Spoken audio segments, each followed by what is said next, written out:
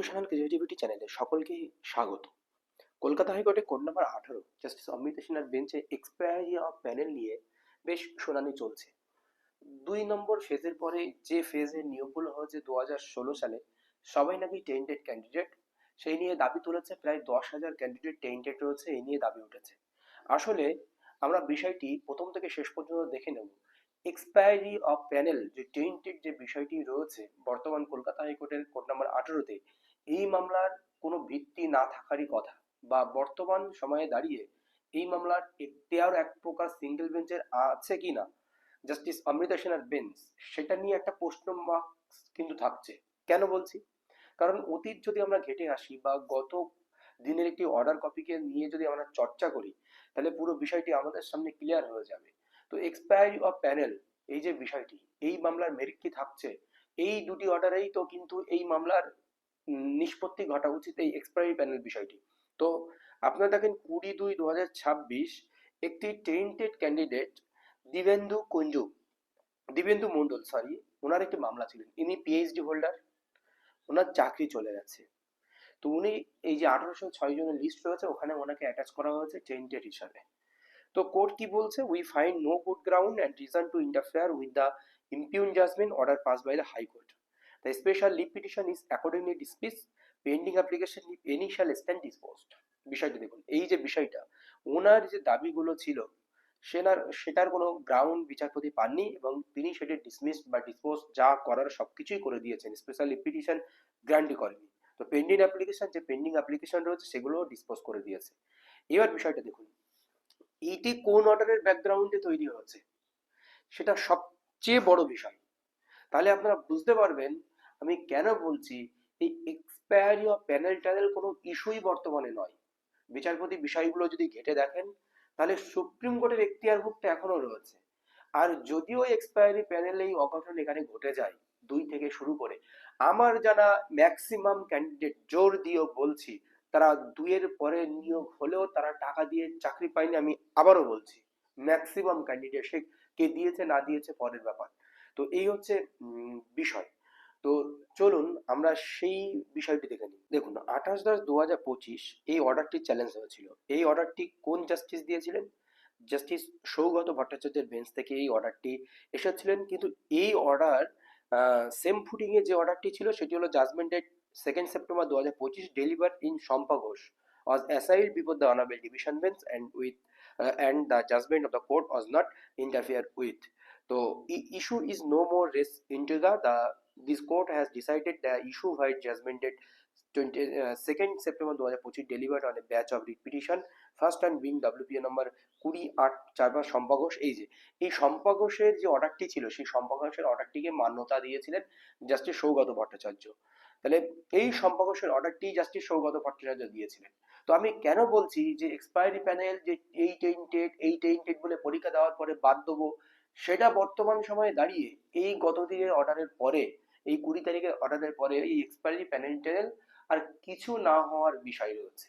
তো দেখেন বিষয়টা, আপনাদের আমি যে শম্পা ঘোষের অর্ডারটির কথা বললাম, স্টেট অফ ওয়েস্ট বেঙ্গল আর আদার্স, সোমনাথ মুখার্জি, নবীন বেরা, এই যে মূল অর্ডার শম্পা ঘোষ, এখানেও এই ক্যান্ডিডেট কিন্তু টেন্টেড ক্যান্ডিডেট হিসাবে আবেদন করেছিল যে 1806 জনের যে লিস্ট ফিট হয়েছে সেখানে আমি টেন্টেড ক্যান্ডিডেট নয়। সে পিটিশনার বিভিন্ন রকম সাবমিটেড করেছিল।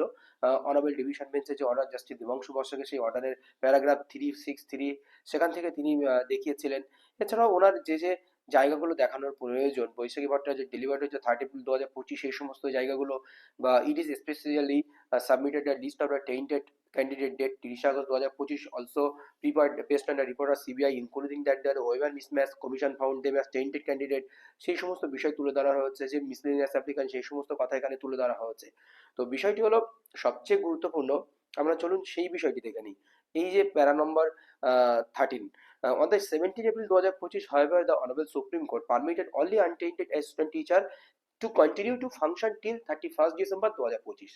এখানে আনটেন্টেড অ্যাসিস্ট্যান্ট টিচার যারা রয়েছে তারা 31শে ডিসেম্বর 2025 পর্যন্ত চাকরি করতে পারবে, তাদের চাকরি বহাল থাকবে। বর্তমানে তাদের 31শে আগস্ট 2026 পর্যন্ত চাকরি বহাল থাকছে।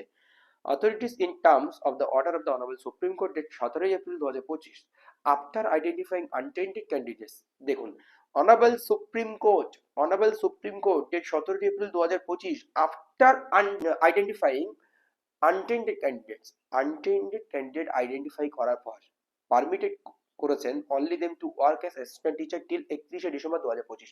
তাহলে আনটেন্টেড কারা, কারা tainted, supreme court already permit করে দিয়েছে 31শে ডিসেম্বর 2025, নট আদার্স।